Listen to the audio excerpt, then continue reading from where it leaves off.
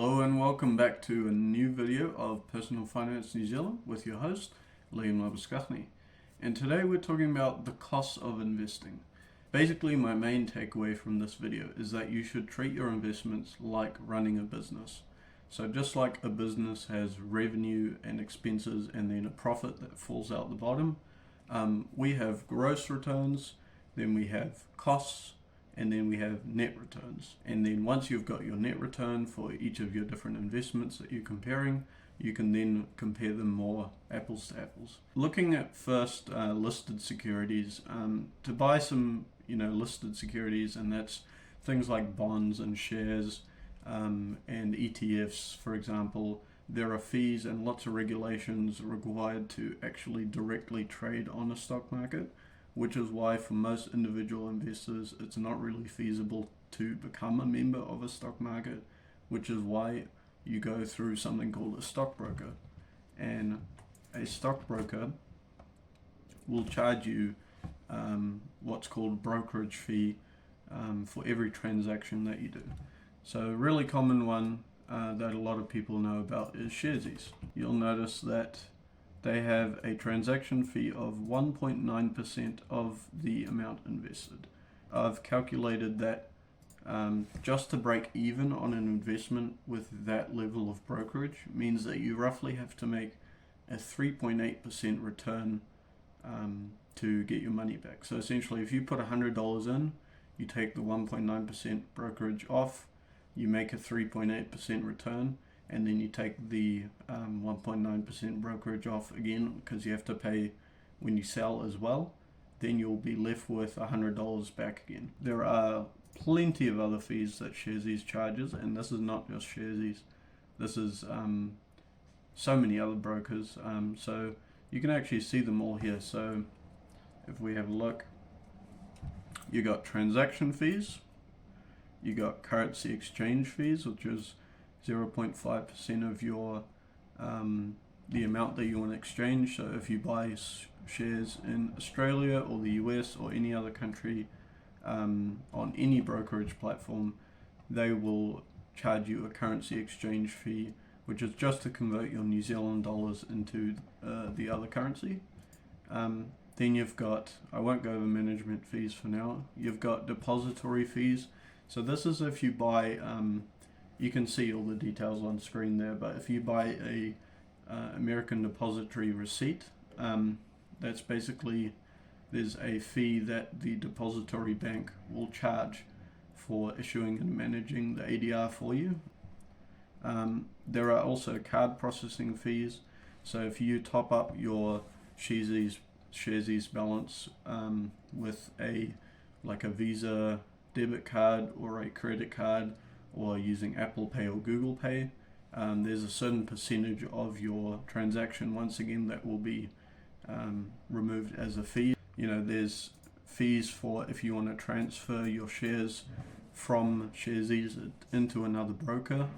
So this is like $15 per investment that you trade. We also have access to data. So if you have a look at the Sharesies monthly accounts, you can see here to access New Zealand market depth, you have to buy the $15 a month monthly plan. Just to have a look at another broker, New Zealand broker called Jarden Direct. If you have a look at their pricing, you'll notice that for US and UK shares, you're going to be paying a 0.25% per annum custody fee. Minimum of $5 a month that you'll be paying just to essentially have them hold the shares, and that's like a legal thing. There are spreads on various listed securities. So again, just as an example, if we go back to the NZX and we look up a company like Spark, go to their shares, you can see this thing here, high bid and low offer. So this is essentially the highest bid that someone's willing to pay to buy shares currently, on offer on the stock market for the Spark shares, and the low offer is the lowest that someone is willing to sell their shares for.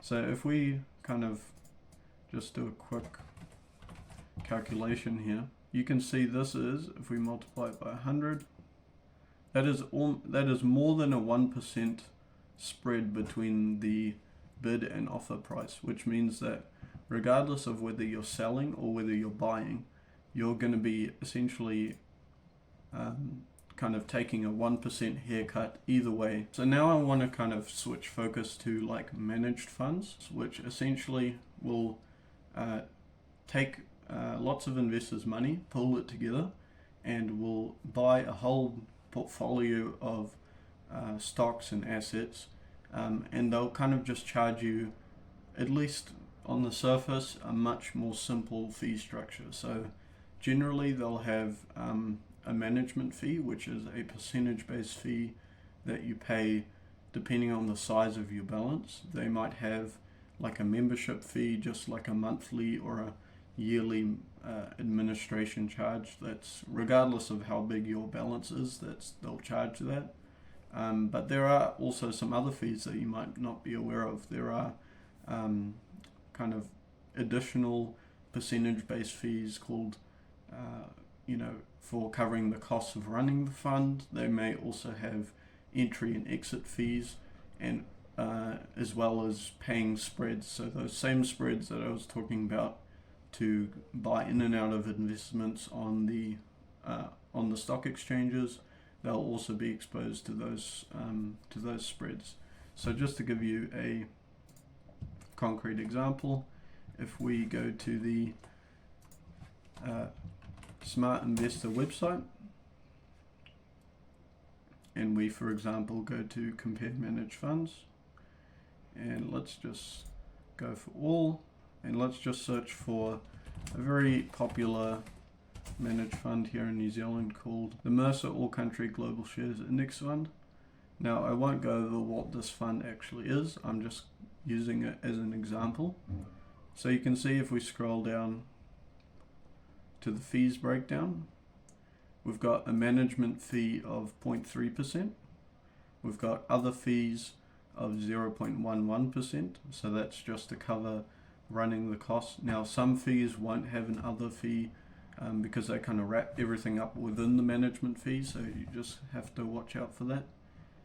Okay, so just as another example, if we search for the Milford Active Growth Fund and we have a look at their product disclosure statement, we have a look at this. Here it is, Active Growth.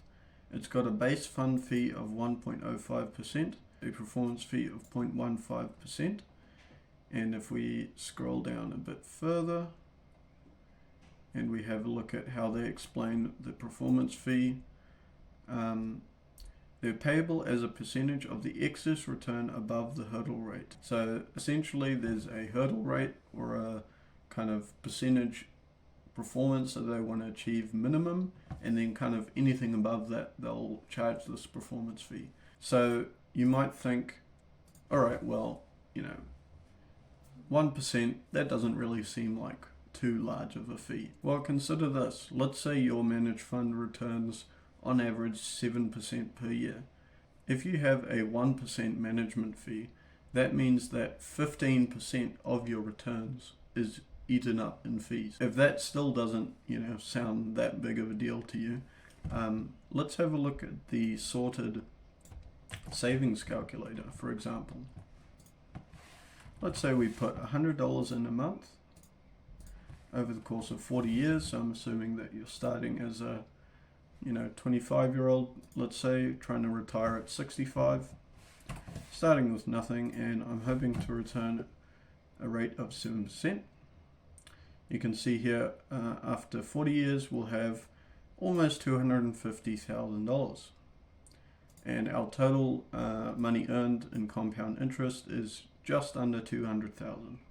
Now let's say that we have a fund that is a 1% management fee, kind of like the Active Growth Fund from Milford, which will essentially return our interest rate down to 6%.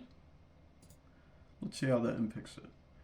Now after 40 years we only have 190,000 and our total compound interest earned is just over 140,000. So if you remember, before we had just under 200,000, so that's essentially a loss of almost 58,000 in compound interest that you've lost. Next is kind of some slightly more tricky things to kind of quantify or find out, but things like investment advisors or tax accountants are all going to be cost to you and cost to your investments.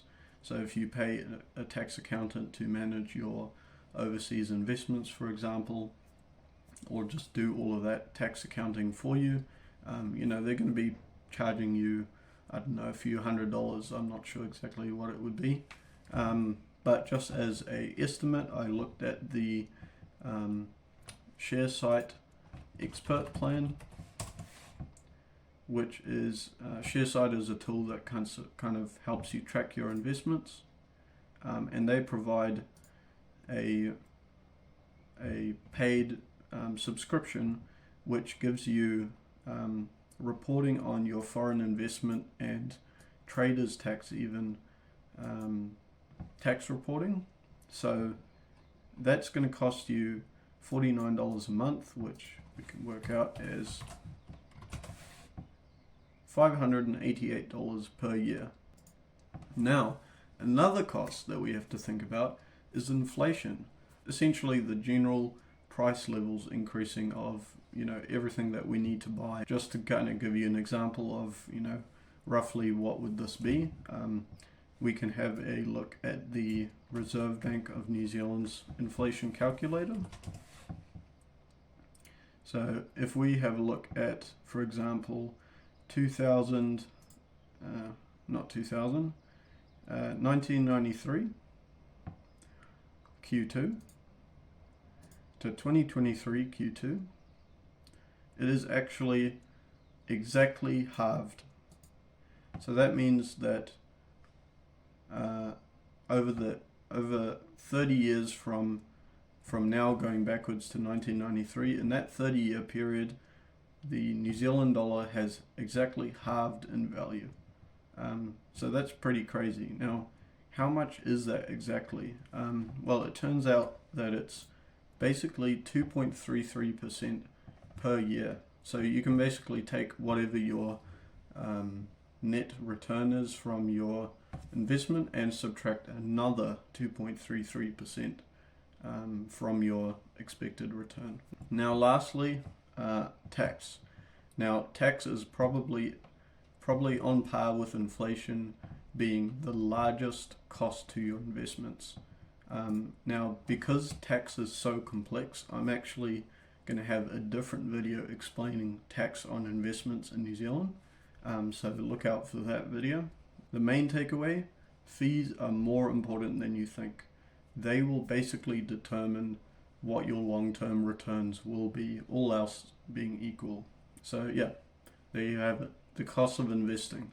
Thanks so much for watching. I hope it's been informative, and if you have any questions or anything you think I've missed, please comment down below with those submissions, and yeah, thanks so much for watching.